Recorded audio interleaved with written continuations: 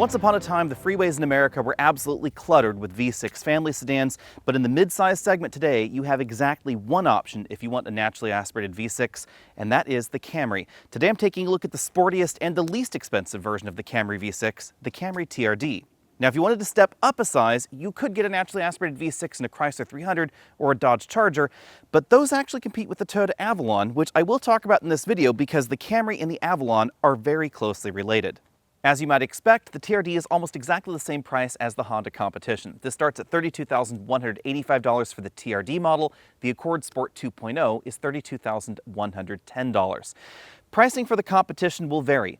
Logically, this is the most direct competitor to vehicles like that Accord Sport, the Kia K5 GT, and the Sonata N-Line, although there are other turbocharged options available in the mid-size sedan segment. They're just not going to stick quite to the same formula that we see in this TRD model, because Toyota didn't just give us a more powerful engine under the hood. The TRD badge brings with it a decent number of changes that we don't necessarily see in options like the Malibu with the more powerful turbo or the Mazda 6. Let's start with the styling. We have this large splitter up front, which makes the TRD version the longest version of the Camry available. Also, an awful lot more blacked out bits all the way around. But the most noticeable styling change has to be this enormous wing placed on the back of the trunk lid. Now, obviously there are bigger wings out there on the market, but you won't find them on a 5-passenger family sedan. This has sort of a W shape. It dips right down here to the center and then outboard on the sides. We also have the massive air diffuser and big exhaust tips on the back. When I first saw pictures of the TRD Camry, I honestly thought that Toyota had lost the plot. But in person, I have to say, the tweaks actually kind of work for me. The TRD tweaks are certainly more noticeable if you get a lighter paint color like the one that I'm looking at today. This is sort of a wet cement color. We have the two-tone roof going on, the black skirts that wrap all the way around the vehicle, and the splitter up front, the rear bumper alterations, and the wing are the reason that this Camry is about 2 inches longer than every other Camry. It's entirely styling. We don't get any extra room inside. But interestingly, the changes to the TRD are more than simply styling, even though this is less expensive than the Camry XSE. The way a vehicle rides, the way the tires interact with the road surface, and the way the handling feels is affected not just by the tire width and the tire profile, but also the size of wheel that it's mounted on. This is likely the main reason that the TRD V6 feels a little different out on the road, even though so much is shared with the XSE. The other thing that's a little bit different with the TRD is that you can get summer tires, although this model does not have that particular option. For 2021, there are 3 different engines under the hood of the Camry, the same 3 engines that we find, interestingly, in the Avalon. The base engine is a naturally aspirated 2.5-liter 4-cylinder engine producing 202 horsepower to 206 horsepower, and all-wheel drive is optional with that engine. Then there's a hybrid if you'd rather save fuel that bumps power up to 208 horsepower and fuel economy all the way up to 52 miles per gallon. But we're here to talk about this engine, the 3.5-liter V6. This produces 301 horsepower and 267 pound-feet of torque. Notably less torque than we find in the torque leaders in this segment, which are all going to be turbo engines, but the most horsepower that you'll find under the hood of a mid-sized family sedan. And yes, obviously I am talking about non-luxury entries because no one's going to be cross-shopping the Camry with a BMW M5. One thing that surprised me is that even though the TRD model gets a unique exhaust with certainly a unique exhaust note, we don't get any extra power out of this V6. To be honest, front seat comfort is pretty similar in most of the mid-size sedan options. This power driver seat has a 2-way adjustable lumbar support. I would really love to see Toyota put 4-way lumbar in more of their vehicles. There's a tilt telescopic steering column with a decent range of motion, and the passenger seat is manual in this trim. Depending on exactly which vehicles you're looking at, you may find features like inflatable bolsters or 4-way lumbar support in some of the competition, but for most folks, the seats are going to be fairly similar when it comes to actual comfort level. Jumping into the back, we find a little bit less legroom than you'll find in some of the competition, but if you want more legroom and a Camry-like experience, that's where the Toyota Avalon comes in. A bit more of a differentiator in this mid-size sedan segment is headroom. If I put my head back on this headrest, I actually have a little bit of headroom left, and that's really refreshing because most of the mid-size sedans that are available in the US right now, my head is actually going to be touching the ceiling when I'm trying to sit back in this position. So if you have taller people routinely in the back of your mid-size sedan, you should quite simply put the Camry on your shopping list and cross off the Honda Accord because the Accord's back seat is notably more limited when it comes to headroom. If I move over to the middle seat position, then my head does touch the ceiling because the rear bench is a little bit more bucket shaped than it has been in the past. You'll really notice that higher off the ground seating position in the middle. You'll also notice that I have a little bit less combined legroom, as I said before. If I move all the way over to the right, I have about 1 inch left with this front seat all the way back in its tracks. At 15.1 cubic feet, the trunk in the Camry is pretty average for the mid-size segment. Although you will find larger and smaller trunks out there, most of the mid-size sedans in America will hold exactly the same number of 24-inch roller bags. An important change in the trunk of the TRD model is that we don't have folding rear seats. We also don't have a ski pass-through. If that's a feature that you routinely use, you might want to take a look at different versions of the Camry. Spare tire lovers everywhere should rejoice. We still have a spare in the Camry, and it looks like you could put a full-size spare back here if you wanted to do so aftermarket and replace this foam divider. An interesting twist with the Camry TRD is that there are a number of features that have been removed versus the regular Camry. So for instance, we don't have illuminated vanity mirrors on the driver or front passenger side. You cannot get a sunroof in this trim either. In fact, aside from the optional JBL audio system package, there really aren't many things that you can add to the TRD model. So if you don't care for the upholstery that we see in this model, which is a combination of imitation leather and fabric inserts right there, then you may need to look at one of the other V6 Camrys. One nice touch in here is that all 5 seat belts are red, so they don't just give us the red seat belts up front like we do see in some sport trims. Although we get this sort of red zebra look, we don't have any extra bolstering on the front seat, so large drivers shouldn't have any problem fitting here.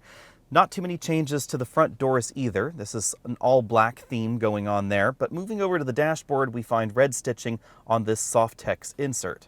As you'd expect out of the racier model, we find some unique trim. This sort of looks like knurled metal. Again, that red stitching on that Softex insert, and then a slot-style glove compartment. I was not able to fit a larger tablet computer inside.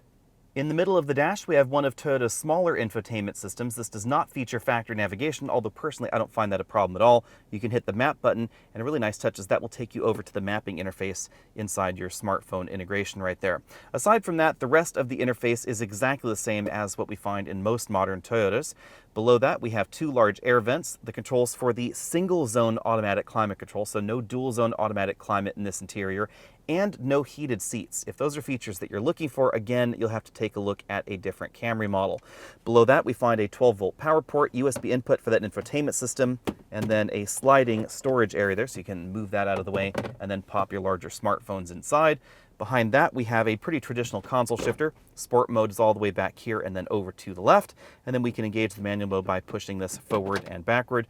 2 large cup holders right there, some drive mode switches over here, Eco, Normal, Sport, brake hold right there, and then an electric parking brake. Between the front seats, we find a padded armrest that opens to reveal a storage compartment where you could almost put a half gallon of milk, and then 2 USB charge-only ports, 1 regular USB and then 1 USB-C. The instrument cluster gets red dials and a small multifunction display in the middle. This is where you'll find trip computer readouts, the status of the vehicle's active safety systems, and the ability to change the way that some of those safety systems function. Aside from the red stitching, the steering wheel is the same as the one that we find in the rest of the Camry lineup. You'll find paddle shifters on the back. We have up over here on the right and then down on the left. The controls for the standard adaptive cruise control system are over here on the right side of the steering wheel. The controls for the multifunction display between the speedometer and tachometer are on the left, and then the infotainment buttons are primarily down here along the bottom. Out on the road, remember that the TRD does not get any extra power versus the other V6 Camrys. So the 0 to 60 time in this model happened in exactly the same 5.7 seconds as the last time I drove the TRD. When launching the Camry, you will still get a little bit of wheel slip in first gear, especially if the traction control is off. But this is not a front tire shredding machine in the same way that the Sonata N-Line without summer tires or the Kia K5 GT are. That's because those 2 vehicles A, have launch control, and B, have an absolutely enormous amount of torque. On the other hand, in daily driving, turbocharged engines can have a delay when delivering torque, and we don't see that in a naturally aspirated engine like this. In my 60 to 0 stopping test, it took this model 112 feet to stop from 60 miles an hour back to 0, so pretty similar to the last Camry that I tested. Obviously, if you got the summer tires and the weather was good, that 60 to 0 stopping distance would be shorter. Now, when it comes to handling, the TRD's tweaks definitely make this more engaging than the XLE or XSE version of the Camry. At first glance, the changes seem somewhat subtle. We have the different tires and wheels, we have tweaked spring rates, we have the extra reinforcement to the chassis of the vehicle, the fact that we don't have that folding rear seat. But everything comes together to make the Camry TRD feel a lot sharper than the rest of the Camry lineup. We also get a relatively good steering feel. To be honest, I'm really torn about the Camry TRD. The sum of the changes seems to be greater than the parts themselves would otherwise indicate. This has a nice feel to it out on the road, but you can't get the creature comforts that you can get in the XLE or XSE.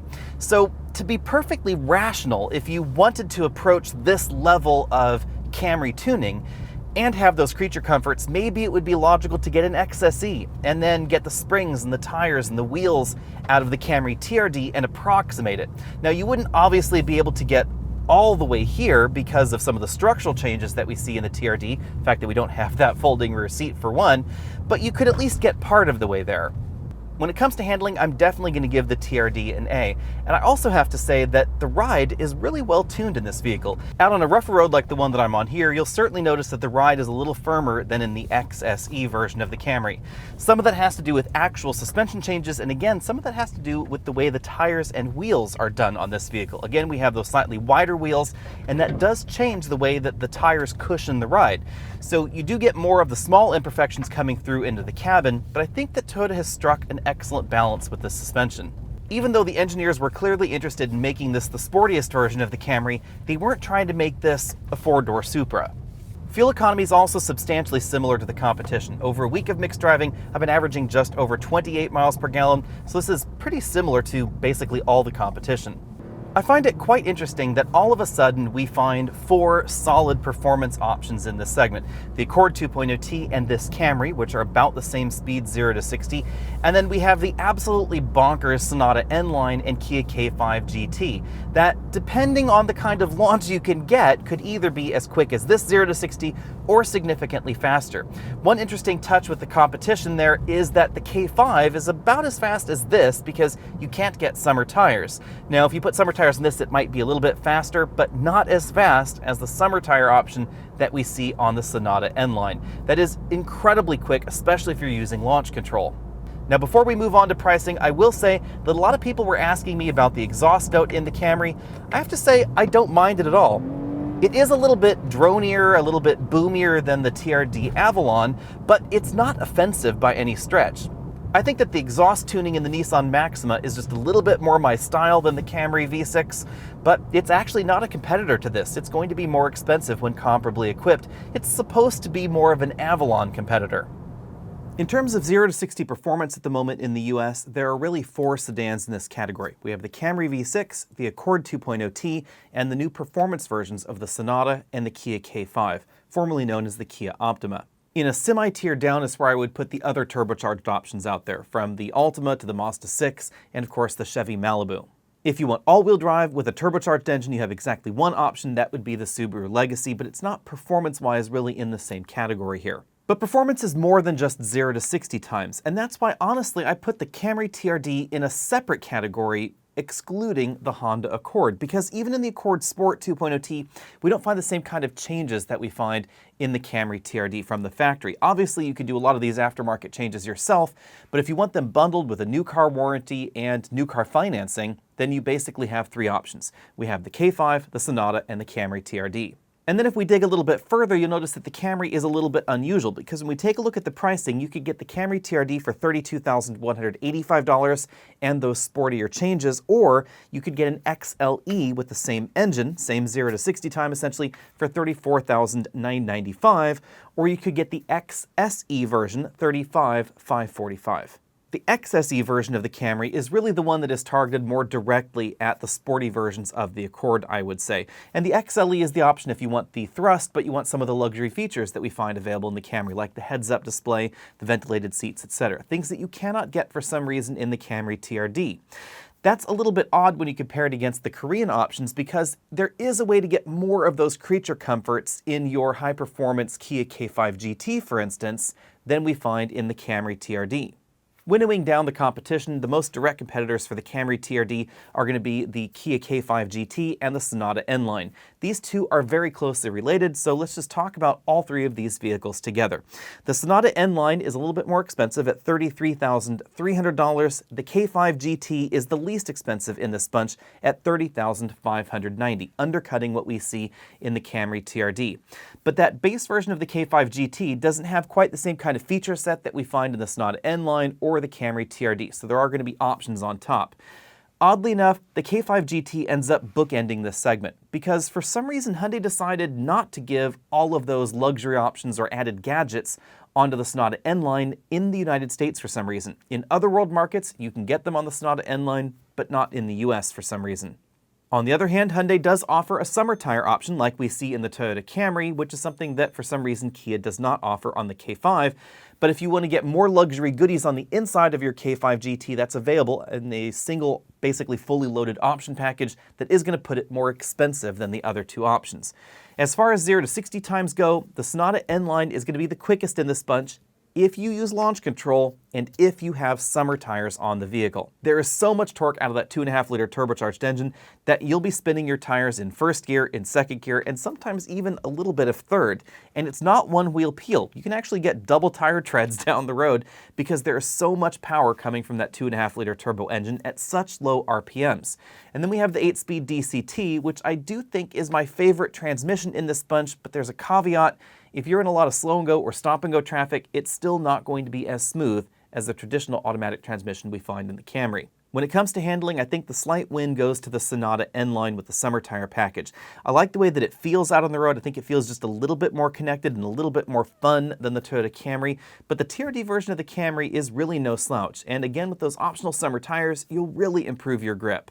Honestly, all three of these vehicles are excellent options if you're the kind of person that maybe would naturally gravitate towards a Volkswagen GTI or a GLI or a Honda Civic Type R, and you think to yourself, maybe it's time for something a bit more grown-up with a regular automatic transmission, something with a bigger back seat so I can take customers to lunch, something like that. Then this makes an awful lot of sense because it certainly has a more grown-up feel, but you still have an impressive level of acceleration and handling and braking ability in all three of these sedans. But they will apply to slightly different attitudes. So if you want a naturally aspirated V6 and a traditional automatic transmission, that's clearly going to be the Toyota Camry. Those red seat belts are pretty awesome as well.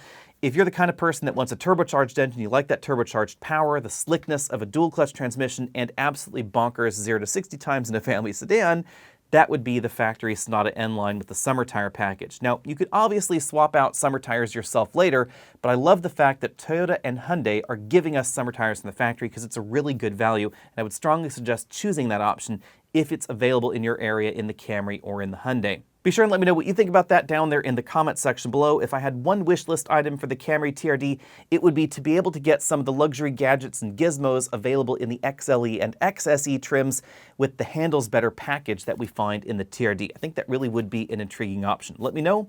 Be sure and find me over at facebook.com/AlexandAutos, over at Instagram, all those other social places. Check out the merch store, and I'll see all of you next week.